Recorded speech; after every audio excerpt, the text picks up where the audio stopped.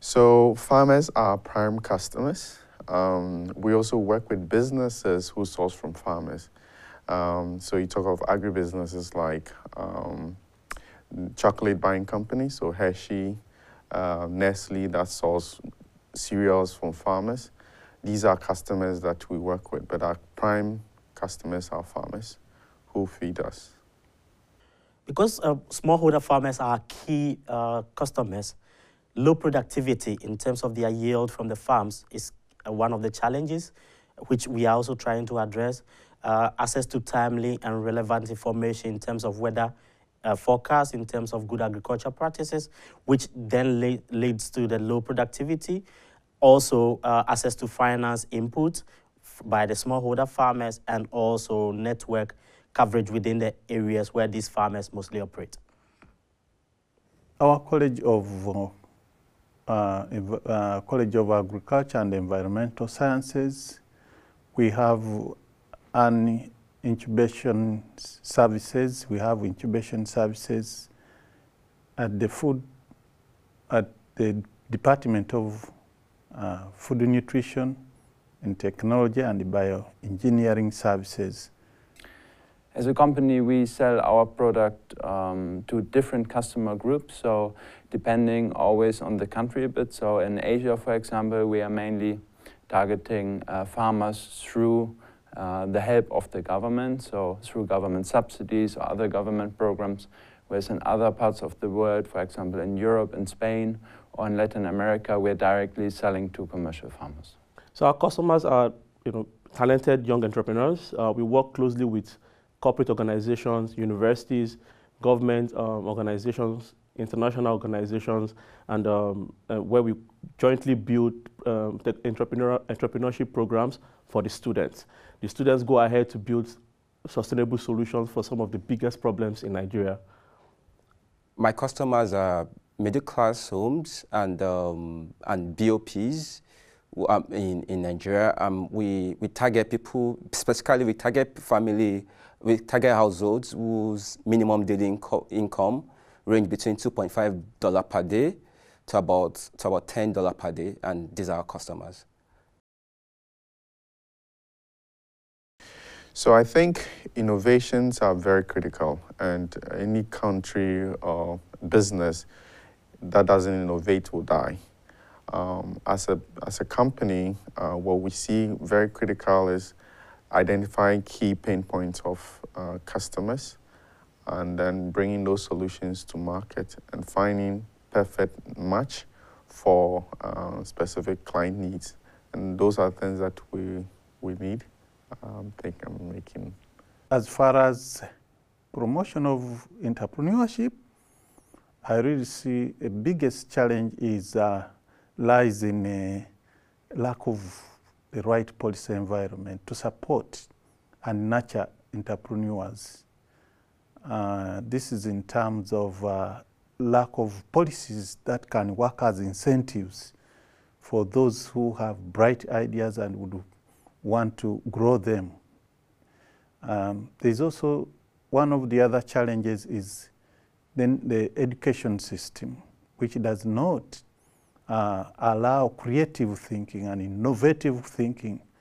Most of the education systems do not allow thinking out of the box. You find that it's the lecturer knows it all, and then the students have to follow. This does not allow creativity among the students. So since the Barsche pump is a renewable energy technology, it doesn't emit any greenhouse gases, it doesn't use any fuel. So in that way, it's a way to mitigate climate change because it can serve as a direct replacement for diesel pumps or electric pumps. But it also addresses the problem of food security, nutrition in countries, and economic empowerment. So the Barsche pump itself is a hardware innovation, and our company, we are mostly techies, so we have some knowledge on what technologies to use for the pump. There's not really a need for other hardware innovations, but where we require more technology is more on the side of financing the product for the end user. So in terms of banking, in terms of mobile payments, in terms of access to data and communication with the end users of the product. So the world is fast-paced, and the solutions being built to solve some of the biggest problems are changing very quickly.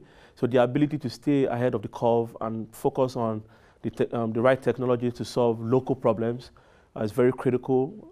Having access to the right pipeline of entrepreneurs is also very critical. And so these are kind of things that makes us very efficient. So when we identify a relevant problem in Nigeria today, say, for example, the agriculture sector, we need to have the right entrepreneurs who have the right mindset with the right incentive to help build solutions for those problems. My company competes with brands from Far East Asia. And Far East Asia brands, they have the state-of-art equipment, and so competing with them is kind of difficult. And it would be great to have innovation labs, fab labs set up so that it would be easier for us to go on product development, iteration, product improvement. So I think one of the big challenges that our region face, and taking into consideration farmers, is the fact that they lack access to timely, reliable information. This is one big problem, and this cuts across from basic information on weather to access to finance, access to improved services that would help them, in their farming business and also for their own social life. Because farmers are not just, they don't just do farming, they are affected by social conditions. So issues around insurance, issues around pension, health, education, entertainment, these are things farmers need. And so these are things that innovations around these services are key. You also look at how to improve productivity, reduce post-harvest losses. There are technology existing, but access to these technologies by farmers is very limited. How do you package them and make them available to farmers is critical. So innovations around those are very critical. I think it has a pivotal role to play by offering the much needed skills, training. As I said earlier, we have that incubation center. The center should be more proactive by providing space and opportunity for those who have ideas to come and put them in practice and grow them into prove their concepts, and then so that we can now have a lot of products commercialized. So the Basho pump is an innovation. It's a water pump in the end, so you can use it for many purposes. In our specific case, we are focusing on agriculture, which is a huge market segment, of course. It's very diverse. And there are a lot of innovations around that help farmers in their challenges to grow economically. But I think what is really needed is to enable those technologies with new financing schemes, with access to the market for farmers, and to provide a holistic package basically for the farmer, so that they not only have the technology, but they also have the empowering environment around it. We take very seriously the global the Sustainable Development Goals by the United Nations. And there are 17 goals there. From time to time, we do hackathons. 3 days hackathon where entrepreneurs come together to solve some of those challenges, from healthcare to agriculture, or we focus on security. We look at some of those big problems, and then we put young innovators who believe that technology is a tool to solve some of these big problems at scale, and then they come up with solutions to solve those problems. So that's how we solve some of the biggest global problems. The Nigerian middle income class is growing day by day, and Nigerian market is flooded with generic products from Far East Asia, and these products do not resonate with the consumers. I think government should encourage, the Nigerian government should encourage local features, innovations with local features being fused into these global generic products.